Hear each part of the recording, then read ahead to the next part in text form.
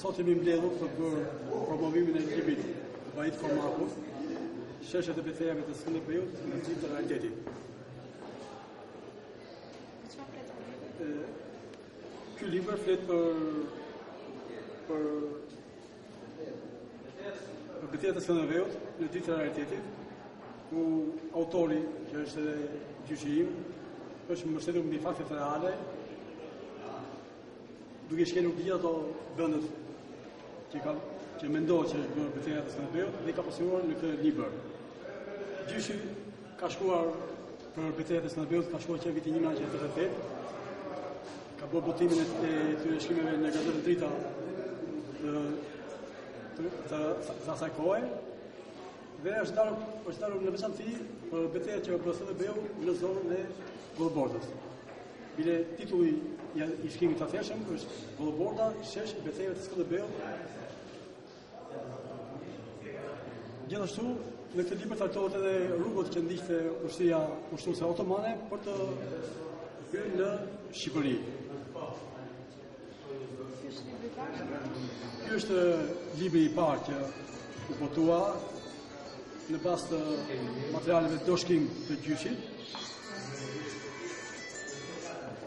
U bë e mundur, më thënë, mbas 70 vite që janë shkruar këto doshkime, u bë e mundur botimi i këtij librit, duke ushtetur tërësisht në materialin doshkimor të gjyqit.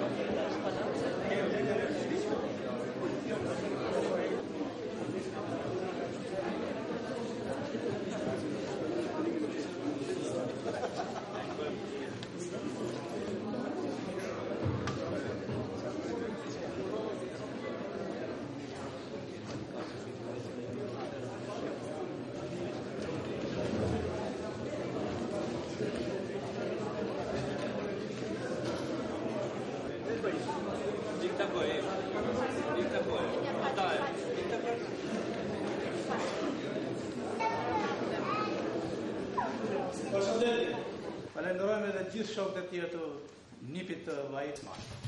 Në kuadrin e 100 vjetorit të pavarësisë, organizojnë të promovimit të librit Sheshet e beteve Skënderbeut në dritën e realitetit. Të autorit Vahid Kormaku, një nga të parët që ka kontribuar për çështjen e arsimit shqip, për gjuhën, lirinë dhe pavarësinë e atëut. Një nga figurat e shuara të Stevlevës. Këtë thesar të lënë nga ai vet u ruajtën me shumë kujdes nga i biri Ganiu, i solli për botim nipi i tij Vahiti, që mban, që është edhe trashëgimtari i emrit të tij. Në emër të shoqatës Stevlevë, falenderoj në mënyrë të veçantë të gjithë pjesëtarët e familjes Vahiti për këtë kontribut të shmuar që na sjell. Na nderoj këtu të gjithë pjesëmarrësit tanë, i falenderoj edhe një herë për këtë kontribut, sidomos pjesëmarrësit e librit. Fjalën e jap Zotit Mojsi Mura, redaktori shkencor i librit dhe drejtori kryetari i gjykatës historiane të librit.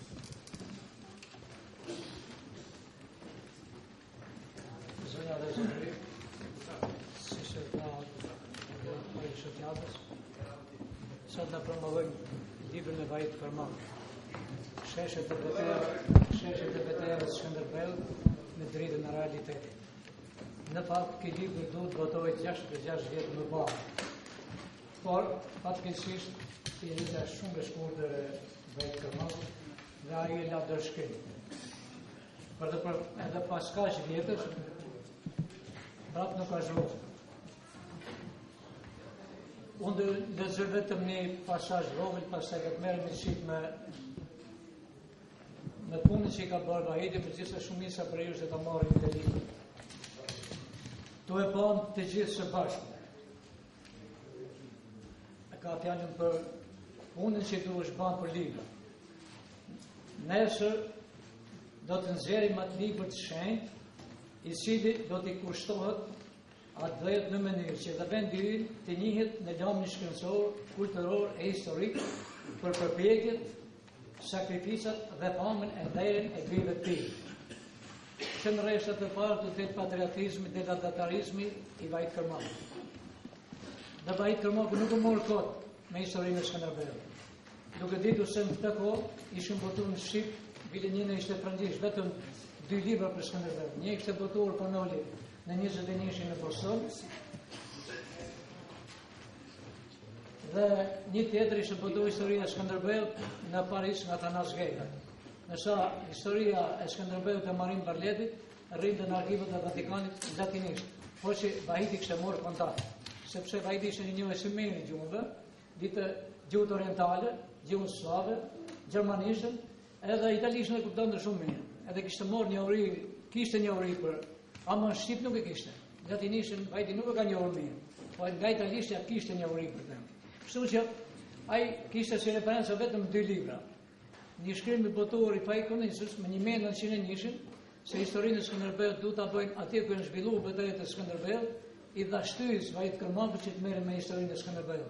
Edhe kishte drejt të merret me këtë, për vetë faktin se nga 24 beteja që janë zhvilluar në libër, 19 gjithsej në Republikë, në Shqipëri, përfshin dhe Ohrin, këtu e Pallogun, nga 24 beteja që ka zhvilluar Skënderbeut, 19 janë zhvilluar në libër.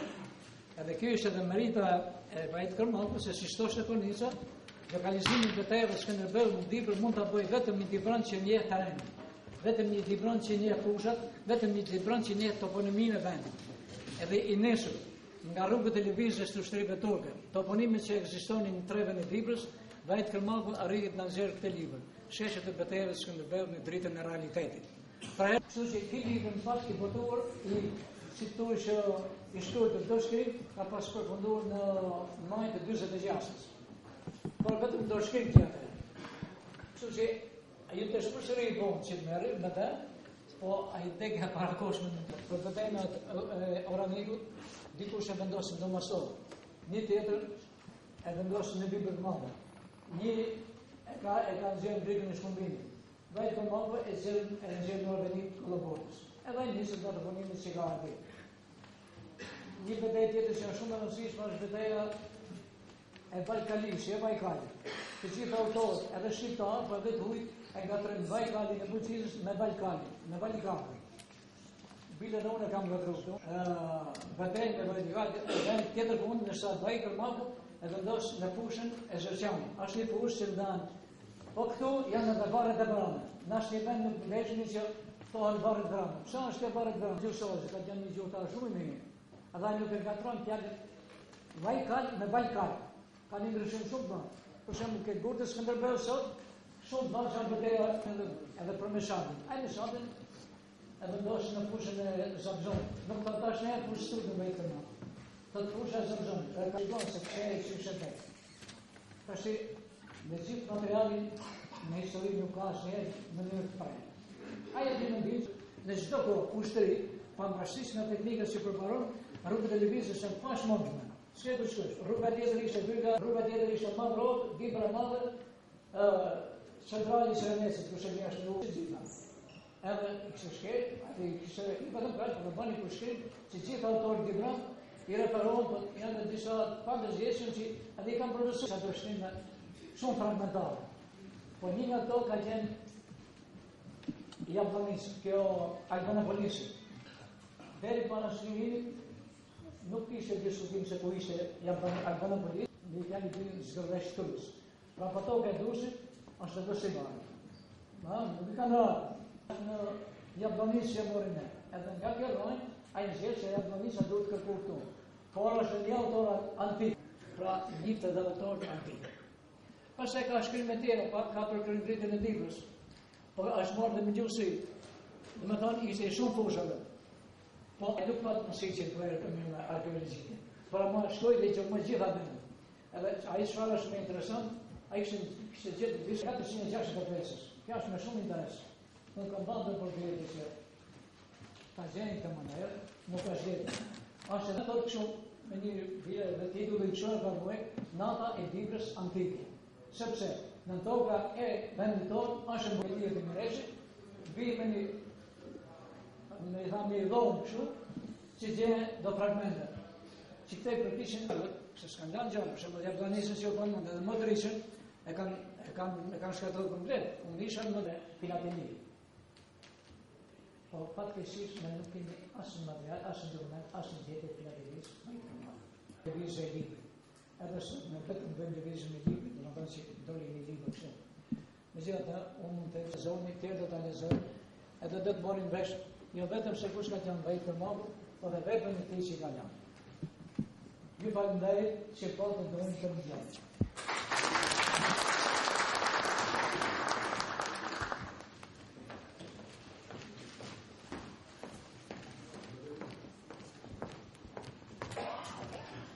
Fjale e japim Petrit Bashës, ish drejtori i shkollës ku ka dhënë mësim Vajiti, edhe ish drejtori i muzeut në Tujë të Dramshit.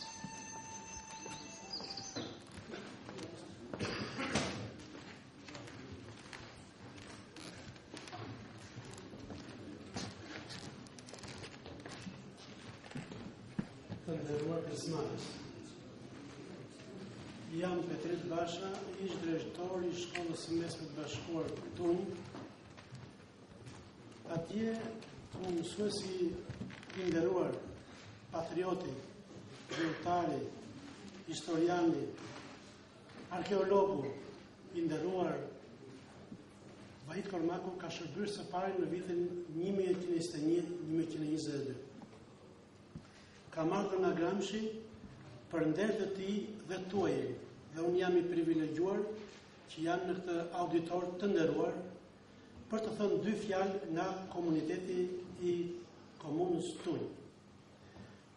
Paraforsi dhe librin unë kam lexuar me shumë ëndje që më apruri Zoti Vahid dhe falenderoj për ftesën që më bëri të marr pjesë në këtë promovim libri dhe gjithë organizatorët që më bën këtë nder dhe kam marrë posaçërisë të profesorisë për të realizuar këtë dëshirë tuaj. Tek ne mësues Vahiti njihet Vahid Stebleva, jo Kormaku. Dhe fatmirësisht që në vitin 1963-64 kur fillova punën së pari, jam interesuar për historikun e shkollës se kishte porosi atëherë. Kam kontaktuar ishën nxënësit që ka pasur Vajiti dhe që flisin me shumë respekt, ndërsa në vitin 1977 na u ngarkua nga rreti për të bërë një historik të arsimit dhe më caktua periudha 1912-1924. E kisha këtë fat për të interesuar dhe për mësuesin ton të parë që kishim pasur në tonë. Me autorizim, vajta në bibliotekën e Elbasanit, shpetova shtypin e kohës, nuk gjeta gjë për mësues Vajitin.